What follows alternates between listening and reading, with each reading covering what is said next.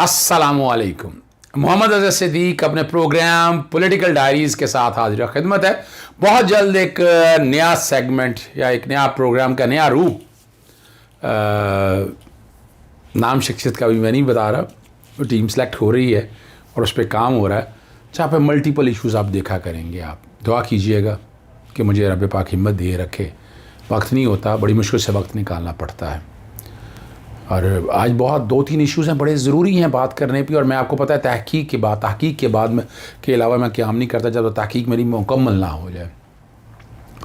और ख़ास तौर पर जो आसमा जहांगीर फाउंडेशन के हवाले से जो कुछ यहाँ गंद खोला गया, जिस तरह की तकारीर करी गई, जब मैंने उसकी तहकीक की, मैं पहले ही बता देता हूँ।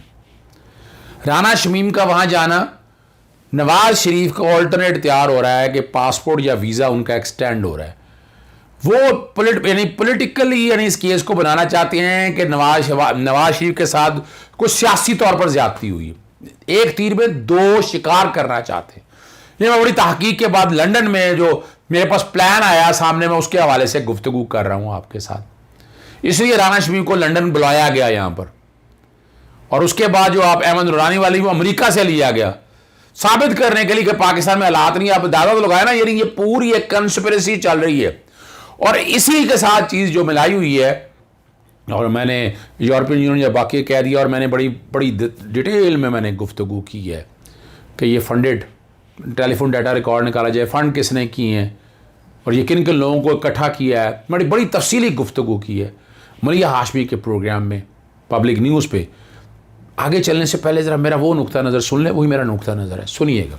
आपको किसने कह दिया कि आसमा जहांगीर बहुत बड़ी ह्यूमन राइट एक्टिविस्ट है, बड़ा काम किया? मैं चैलेंज कर रहा हूं आपके चैनल पे, सुन ले उनके एक भी केस दिखा दे मां सिवाय सियासी केसों के अलावा और कोई केस ह्यूमन राइट्स के पब्लिक इंटरेस्ट के हवाले से उन्होंने आज तक किया हो।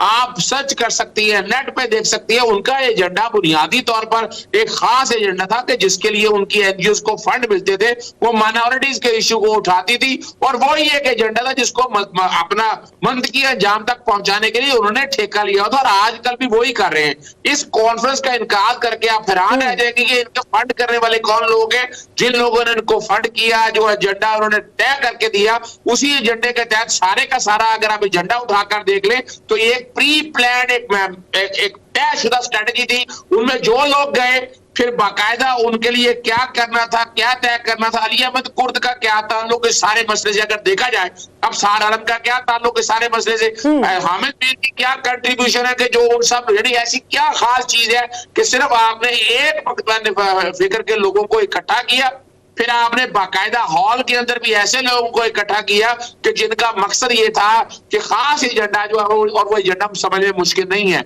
उसको आप कड़ियों से कड़ियां मिलाएं बाकायदा।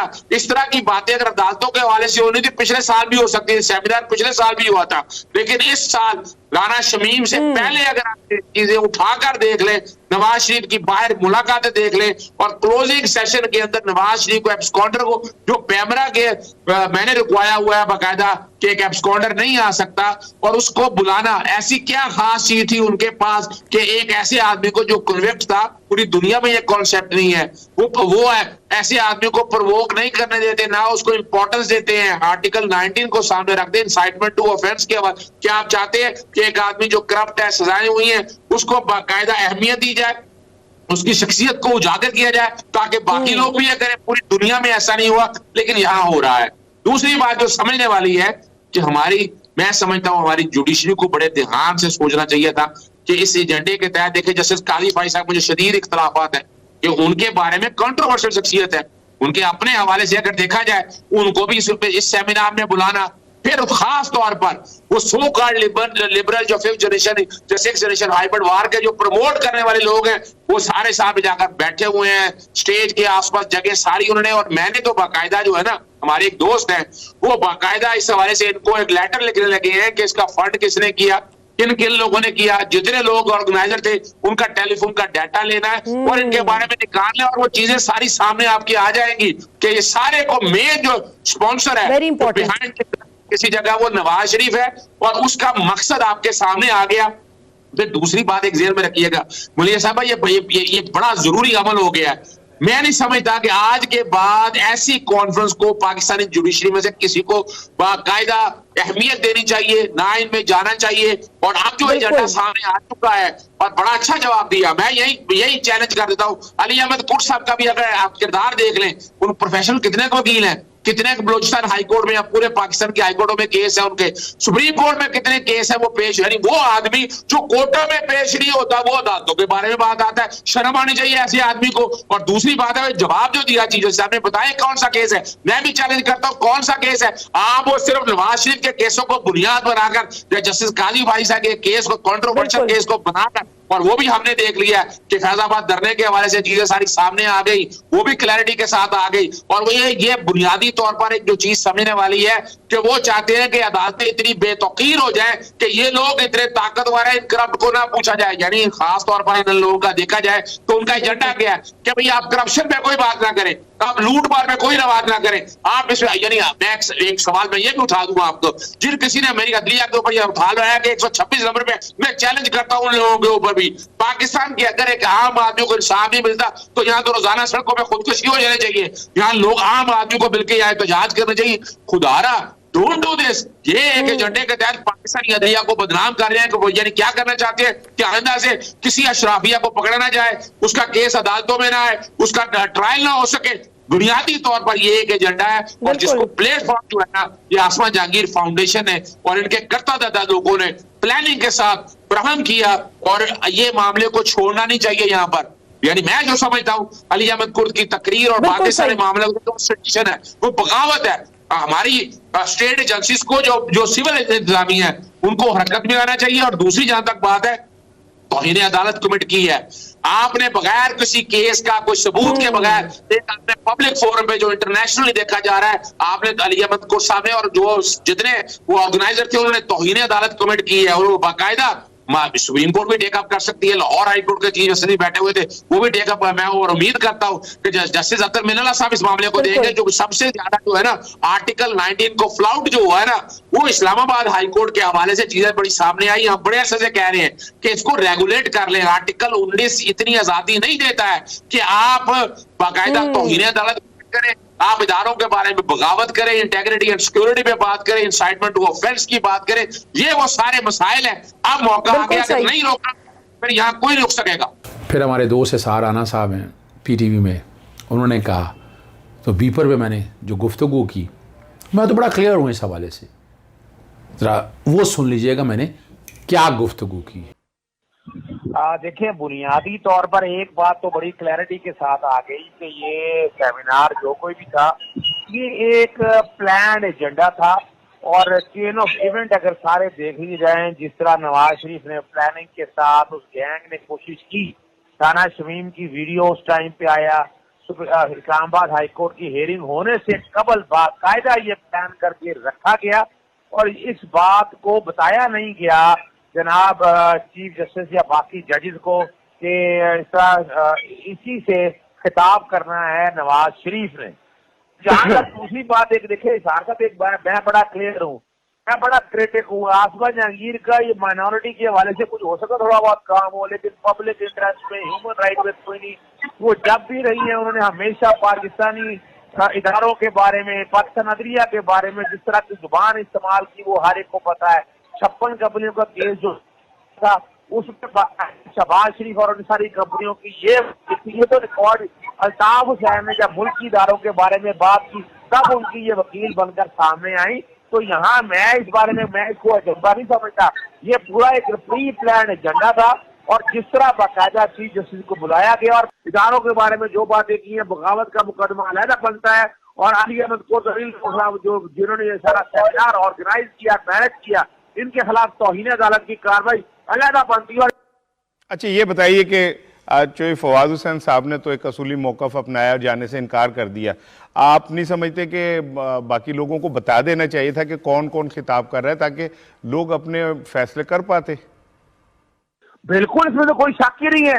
फवाद चौधरी ने बहुत जबरदस्त स्टैंड लिया और वकील भी हैं। और कमाल की बात है कि वो ये शो का लिबरल उन्हें पसंद भी करते हैं, लेकिन उनका इस बात पे स्टैंड लेना, इस बात का सबूत है। और वैसे भी शर्म आनी चाहिए थी ये खास तौर पर एजे के आसमा जहांगीर फाउंडेशन के लोगों को, कि एक वो आदमी जो कन्विक्ट है, जिसको हजारों के बारे में बात करता है, जिसको बाकायदा स्कॉन्डर है, और इसको यहाँ पैमरा ने बैन किया हुआ है। जब पैमरा ने बैन किया हुआ है, अदालतों ने रोका हुआ है, तो उनका इस केस के ऊपर उनको बुलाना भी, और मैं समझता हूँ ये बहुत बड़ी जाति है, बहुत बड़ी साजिश है, और इसकी पूरी तहकीकात होनी चाहिए कि फंड किसको किया। अच्छा, ये सुनाने का मकसद आप तक सिर्फ यही है कि मेरे माइंड में बड़ी क्लैरिटी है कि ये एजेंडा है, ये सारा जो है इस आसमान जहांगीर का जो है, और बाहर में आपको बड़ी बता दूं बहुत रिजेंटमेंट है अली अहमद कुर्द, और जो प्लेटफॉर्म या मुस्लिम लीग नून ने फराम किया, इनको आने वाले दिनों में इनकी इलेक्शन बड़े मसाइल पैदा करेंगे।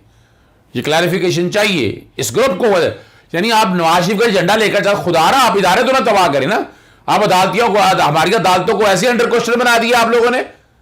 आपका एजेंडा है वो आप लोगों का। और दूसरा मैंने वाजे कहा था कि इनका पब्लिक इंटरेस्ट का है क्या, वो लाए ना सबूत जरा, क्या कितने का आसमान जहांगीर ने पब्लिक इंटरेस्ट के मैटर टेकअप किए हुए हैं और पूरी दुनिया में कौम को बेवकूफ बनाया। तो ये बात जेहन में रख लीजिएगा कि इस कॉन्फ्रेंस में नवाज शरीफ की तकरीर भी इसी एजेंडे का हिस्सा था कि किसी तरह से उनका पासपोर्ट, नवंबर का मैंने आपको कहा हुआ था, दिसंबर आने वाला है, उनकी आजकल में हियरिंग एक्सपेक्टेड है कि जिसमें वीजा जो एक्सटेंड नहीं होना उसका फैसला मुतवक्को है। तो ये सारा मवाद जो है वहां पेश किया जाएगा। ठीक है। दूसरा वो यहां बेनकाब हो गया, राणा शमीम बेनकाब हो गया, तौहीन अदालत का नोटिस आ गया और वो आपने वो सारा देख लिया, और यानी उसको यहां भी इस्तेमाल करने की कोशिश की, लेकिन वो चेहरे बेनकाब हो गए। पाकिस्तानी अदालतों के बारे में, पाकिस्तानी इदारों के बारे में जो एक कैंपेन चलाई थी सीजन माफिया और गॉड फादर ने, रब पाक का शुक्र है वो भी आप लोगों के सामने हवा निकल गई है और बड़ी क्लैरिटी के साथ वो चीज़ें आ चुकी हैं। और कमाल की बात है, आप अंदाज़ा लगाए ना, इन लोगों को ऑडियो और वीडियो तो मिल जाती है, मगर क्या नहीं मिलता, रसीदें नहीं मिलती। इसमें मैं अभी अभी प्रोग्राम के दूसरे हिस्से में अमजद भट्ट साहब के साथ लेके जाएंगे लंदन में, और आपको एवन फील्ड की सैर कराएंगे, और जहाँ शहबाज शरीफ की प्रॉपर्टियाँ, वहाँ जाके क्या गुफ्तगू की है वो मैं अभी बताता हूँ आपके साथ। लेकिन एक वैसे ही ऑडियो क्लिक चलाना है, ये जो अदलिया की ये जो यानी एक सेमिनार किया ना कि हम बड़ा आज़ाद है, हमने मीडिया को आज़ाद कर दिया। ज़रा मरियम नवाज का वो क्लिप सुने जिसमें वो ख़ास तौर पर 24 न्यूज़, आजकल 24 न्यूज़ इन्हीं का एजेंडा लेकर चल रहा है, मरियम नवाज का, नवाज शरीफ का, या कह सकते हैं कि जो बाहर से एजेंडा है यानी उस तरह का वो एजेंडा प्रमोट हो रहा है। 92 न्यूज़ का स्पेशली कहा गया आपके सामने है, ARY के हवाले से बात की और समा के हवाले से बात की। 3 चैनल तो अभी तक बैलेंस बातें कर रहे हैं, लेकिन 24 न्यूज़ जो आपको पता है अलाइन नज़र आ गया और वो इस एजेंडे को प्रमोट कर रहा है। जितने लोग हैं ना बैठ के, और अजीब व गरीब सी गुफ्तगू है, लोगों का माइंड तब्दील करने की कोशिश करते हैं। अब लोग नहीं सुनते, अब लोग सोशल मीडिया पे आ चुके हैं, और वो क्या बात की मरियम नवाज साहिबा ने, ज़रा वो सुन लीजिएगा। साहिबा काट दीजिएगा, मरियम नवाज ने क्या गुफ्तगू की, ज़रा सुन लीजिए। 24 चैनल को, समा को, 92 को और क्या नाम है इसका, ARY को कोई ऐड नहीं जाएगा, बिल्कुल। नून लीग के दौरे हुकूमत में मरियम नवाज की मीडिया टीम को दी गई हिदायत की मुबैना ऑडियो लीक। मरियम नवाज ने मुबैना तौर पर ARY न्यूज समेत कई चैनल्स के इश्तहार रोकने की हिदायत की। मरियम नवाज ने कहा 24 न्यूज, 92 न्यूज, समा और ARY को बिल्कुल कोई इश्तहार। जी, आपने मरियम नवाज की गुफ्तगू सुन ली। ये है आर्टिकल 19 बैकग्राउंड पे चल रहा है, अदलिया की आज़ादी। ये अंदाज़ा लगाएंगे, ये हमें सिखाएंगे मीडिया की आज़ादी, जो आर्टिकल 19 को काट के रखते थे, जो आर्टिकल 19 का सत्यानाश इन लोगों ने किया। और अब आपको मैं सुनाऊंगा जनाब दोबारा हमारे चीफ जस्टिस काबिल मोहतरम जस्टिस गुलजार साहब की, जब कुर्द ने प्री प्लानिंग के साथ, और बड़ी रिजाइनमेंट है कुर्द को माफ़िया मांगनी पड़नी है। मैं बता दूं आपको, बाहर बड़ी सख्त खिलाफ है, यहाँ किसी दिन को कुट छुटना पड़ जाए इनको, डर इसी बात का है। अल्लाह ना करे ऐसी को बात हो। हमारी वकला बरादरी बड़ी महज़ब कौम है, लेकिन हालात और वाक़यात तो बहुत। आज एक बंदे ने बुलाकर पूछा हमसे, हम तो गए नहीं थे, हमें तो अंदाज़ा था कि ये एजेंडा है, टारगेटेड एजेंडा है, और लिखा है आने वाले दिनों में अब आसमा जहांगीर ग्रोह जो है ना इस तरह का फंक्शन सोच समझ के करेंगी। बड़ा खुल के अब वकला बरादरी इसका मज़ा चखाएगी इन लोगों को कि जिन्होंने पाकिस्तान के ख़िलाफ़, पाकिस्तानी अदालतों के बारे में, और दुख और अफसोस का मकाम है पाकिस्तानी अदालतें इंसाफ दे रही हैं, और मैं क्लैरिटी के साथ कह बैठा हूँ। ज़रा सुनते हैं चीफ जस्टिस गुलजार साहब ने क्या बात की थी। आज तक किसी की हिम्मत नहीं हो हमें रोकने की। हमारी अदालत जो फैसला करना चाहती है फ्री है करने के लिए और करती है, हर एक का मुआवजा करती है जिसका मुकदमा सामने आता है। बता दे किसकी डिक्टेशन के ऊपर कौन सा फैसला हुआ आज तक। ऐसा नहीं है, गलतफहमियां पैदा नहीं करें लोगों के अंदर। मैं अपने इदारे के बारे में बात करता हूं, लोगों को गलत बातें नहीं बताएं, इंतशार नहीं फैलाएं। जी, आपने वो गुफ्तगू सुन ली जनाब चीफ जस्टिस गुलजार साहब की। ये चपेट थी इनके मुंह के ऊपर, लिखी हुई तकरीर से जो गुफ्तगू करनी थी, मगर जिस तरह का माहौल, जो लोग इकट्ठे किए गए, मैं बार बार नहीं दोहराना चाहता। मैं डिमांड कर रहा हूँ कि इसकी इंक्वायरी होनी चाहिए, एक जुडिशल इंक्वायरी होनी चाहिए और इसकी पूरी तहकीक हो के ताने बाने सारे जो है ना, वो आपको ट्वीट चल जाएगा जिसमें नवाज शरीफ की तस्वीर लगाई और कौन कौन फंडेड कर रहे हैं वो भी बैकग्राउंड पे चल जाएगा। आप लोगों को अंदाज़ा हो जाएगा कि ये कौन लोग हैं। अब मैं आपको लेकर चलता हूँ अमजद भट्ट साहब की तरफ कि ऑडियो वीडियो मिल जाती हैं, रसीदें नहीं हैं इन लोगों के पास। कौम को कब तक बेवकूफ़ बनाएंगे। वो बड़ी सीधी बात है। मैं फिर आज फैसला चलाने लगा हूँ जो 2016 का है। 9,36,211 आमदन है, 40,000 रुपया उसमें एग्रीकल्चर इनकम टैक्स भी है उनमें। और ये 9 लाख के आमदन 1988-99 में तो जायदादें कहाँ से अरबों रुपए की ख़रीद ली इन लोगों ने। आपको पता है मोटरवे, हबको, फिर SRO आना, ये सारे रिकॉर्ड की बातें हैं। लूटमार का पैसा किसी काम का नहीं है। कानून नहीं, इतने ऊँटों पे चाबियाँ रख के वो दौलत नहीं जा सका, आप कहाँ लेके जाएंगे। किसी काम की नहीं आपकी ये दौलत। बांट दो सारा, बेच के ला के ना एवन फील्ड इस कौम में बांट दो, कौम एहसानमंद होगी। शायद को माफ़ी मिल जाए। वरना तो याद है जो रब की मखलूक से प्यार नहीं करता उसको बचत कोई नहीं है। और जिस तरह आप लोगों ने ख़राब करने की कोशिश की वही बचत कोई नहीं है, ये याद रखिएगा। चलें ले चलते हैं आपको अमजद भट्ट साहब की तरफ, जो एवन फील्ड में जाकर बताएंगे कि जिनकी रसीदें छुपाई हुई हैं। ये आपको बताने का मकसद ये है कि सिर्फ ये है वो ज़राए से मुराद है जदादें जिनके ज़राए नहीं है इनके पास। और दूसरी तरफ देखें, इसी में आपको दिखाएंगे कि शहबाज शरीफ की जब NCA ने शुरू की तो वहाँ ज़राए निकल आए और NCA के सामने इन्होंने वो पुराने सारे रिकॉर्ड। हम जो चॉइस साहब की तरफ चलते हैं। जी नाज़रीन, आप देख सकते हैं कि मैं आपको लेके आया हूँ एवन फील्ड हाउस। ये मियाँ नवाज शरीफ साहब का घर है। आपने ये बहुत दफ़ा देखा होगा। मैं सिर्फ कुछ लाइट पड़ रही है तो मैं थोड़ा सा इधर हो जाता हूँ। आपने ये घर बहुत दफ़ा देखा होगा और इसके ऊपर बहुत डिबेट हो चुकी है, लेकिन आज आपको यहाँ लाने का मकसद मेरा कुछ और था। यहाँ पे बताया जाता है कि मियाँ नवाज शरीफ और उनके बच्चों के तकरीबन 4 फ्लैट हैं जिनकी मालियत जो है वो अरबों रुपए में है। और इसके बाद हम आपको एक और फ्लैट दिखाएंगे जो यहाँ से तकरीबन हाफ अ माइल के फासले पर वो फ्लैट मौजूद है। लेकिन आज आपको यहाँ पे लाने का मकसद ये है कि आप देखते हैं कि पाकिस्तान के अंदर नित नए ड्रामे जो हैं वो रोज़ जन्म लेते हैं। अभी आपने देखा कि साबिक चीफ जस्टिस की एक ऑडियो आई है। इससे पहले आपने देखा था कि मरहूम अरशद मलिक की एक वीडियो जो है उसका स्कैंडल आया था और फिर एक बयान हल्फी भी आया। तो ये सारी चीज़ें जो हैं ये आ रही हैं और मज़ेदारी की बात यह है कि ये सारी चीज़ें यहीं पे फ्रेंसिक हो रही हैं। कोई अमेरिका से फ्रेंसिक हो रही है, कोई यहाँ पे एफिडेविट दिया जा रहा है और ये सारा कुछ हो रहा है। लेकिन अगर नई कोई चीज़ दी जा रही तो वो मनी ट्रेल नहीं दी जा रही, वो रसीदें नहीं दी जा रही। इस वीडियो को बनाने का मकसद ये है कि हम आपको बताएंगे कि यहाँ पे प्रॉपर्टी कैसे ख़रीदी जाती है, उसका सिस्टम क्या है और क्या वजह है कि एक भाई जो है उसके पास रसीदें मौजूद हैं लेकिन दूसरा भाई जो है 2006 में प्रॉपर्टी ख़रीदता है, उसके पास किसी किस्म की कोई रसीद मौजूद नहीं है। फ़ैसला हम आप पे छोड़ते हैं, सच झूठ का फ़ैसला आप करें। कि ये अपर बर्कले स्ट्रीट है W1 और अब मैं आपको यहाँ से अगर ले कर जाऊँ तो ये देख सकते हैं आप नंबर 30 ये है जी शहबाज शरीफ साहब का फ्लैट जो था 2 नंबर फ्लैट है ये। और ये यहाँ पे आप देख सकते हैं कि नंबर 2 आपको यहाँ पे भी नज़र आ रहा है। तो ये नीचे वाली बेल उनकी थी। ये फ्लैट उन्होंने बेचा, जो सलमान शहबाज के अकाउंट में पैसे आए तो फिर जो NCA था उन्होंने उसके ऊपर इन्वेस्टिगेशन शुरू की। जी नाज़रीन, आप देख सकते हैं नंबर 30 के बिल्कुल सामने मैं खड़ा हूँ। ये वही फ्लैट है जो मियाँ शहबाज शरीफ साहब ने अभी पिछले दिनों जब बेचा और फिर उसके बाद ये इंक्वायरी शुरू हुई। इसी फ्लैट की मॉर्गेज जो थी वो बार्कले बैंक में थी, बाद में उन्होंने हबीब बैंक में शिफ्ट की। अब सवाल यहाँ पे ये पैदा होता है कि मियाँ शहबाज शरीफ साहब ने ये जो फ्लैट ख़रीदा था इसकी तमाम तर रसीदें, तमाम तर मॉर्गेज की डिटेल्स उनके पास थी।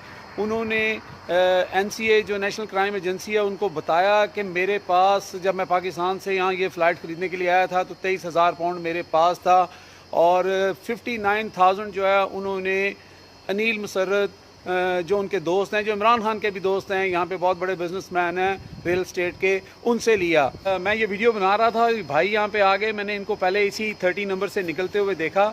तो भाई इसमें 30 नंबर में रहते हैं आप? जी। और आप कब से रह रहे हैं यहाँ पर? 2 साल हो गए। 2 साल। अच्छा, आपको कुछ पता है कि यहाँ पे एक 2 नंबर फ्लैट है वो मियाँ शहबाज शरीफ साहब ने ख़रीदा हुआ था, उनका था? मुझे पता है उनका फ्लैट है, ये भी पता 2 नंबर है। नहीं, नंबर 2 उनका, मसलन आप यहाँ पर अंदर रहते हैं तो मैंने देखा है वहाँ पे 5 फ्लैट हैं इस 30 नंबर में, तो जो बार्कले स्ट्रीट है। तो कभी आपकी मुलाकात हुई, आपको कुछ पता है, या मेरा ख्याल उससे पहले ही वो बेच गए थे गालबन? भाई आपका नाम क्या है? मेरा नाम है ओज। ओज। ओज भाई आप कहाँ से हैं? मैं लाहौर से हूँ। अच्छा, लाहौर से हैं। अच्छा, लाहौर से ही हैं। अभी वो इसी 30 नंबर में, 30 नंबर में इसी फ्लैट के अंदर जा रहे हैं, आप देख सकते हैं। ये आपने देखा कि वो इसी फ्लैट के अंदर चले गए।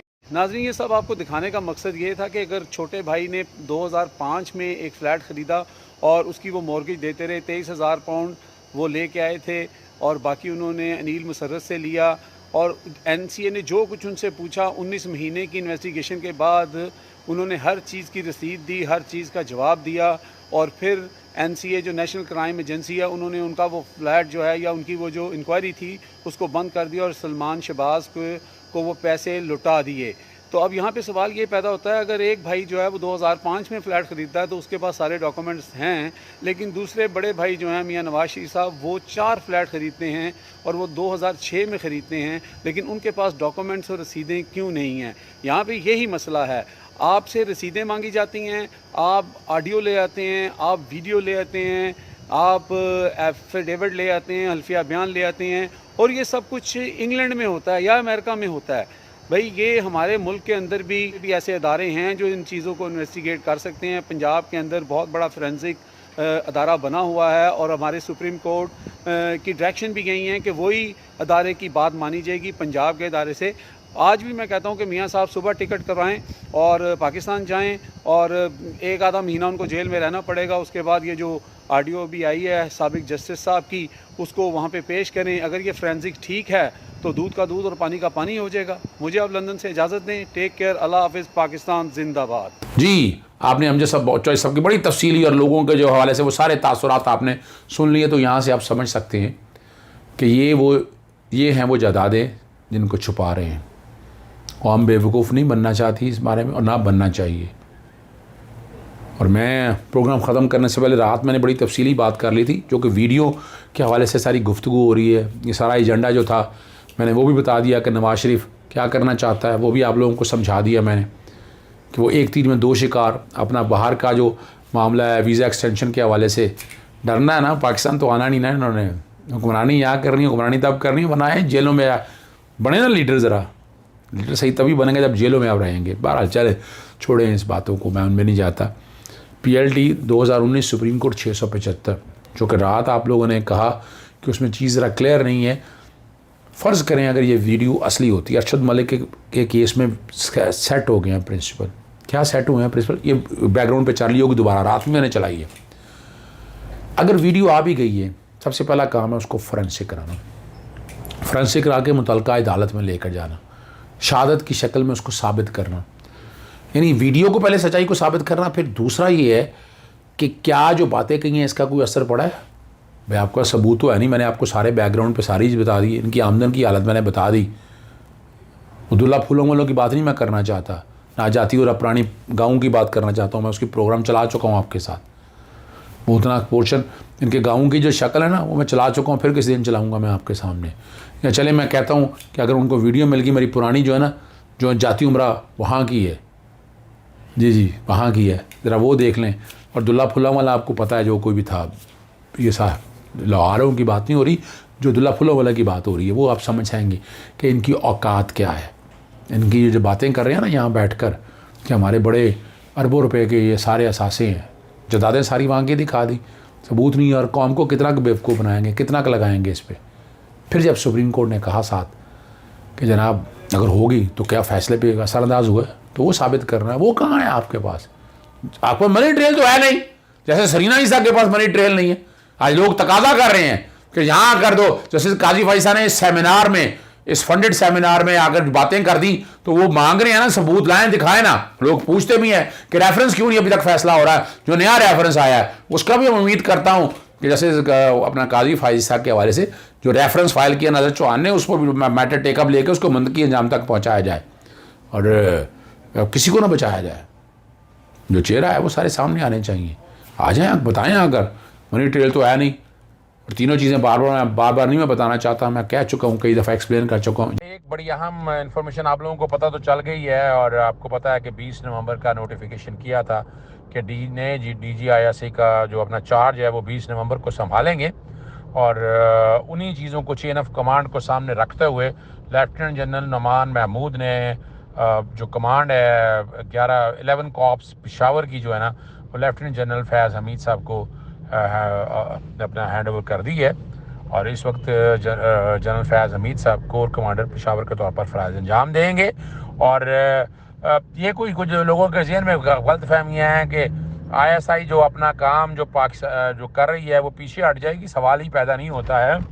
और अगर पाकिस्तान में सालमियत की अगर बका के हवाले से अगर देखा जाए तो ISI का रोल वही रहना चाहिए और वही रहेगा, और वही सारे इस मामले को देखेगा। आने वाले दिनों में आपको 3-4 दिनों के 5 दिन के अंदर चीज़ें क्लियर हो जाएंगी। ज़्यादा चाहूँगा। अस्सलाम वालेकुम, अल्लाह हाफ़िज़, पाकिस्तान जिंदाबाद।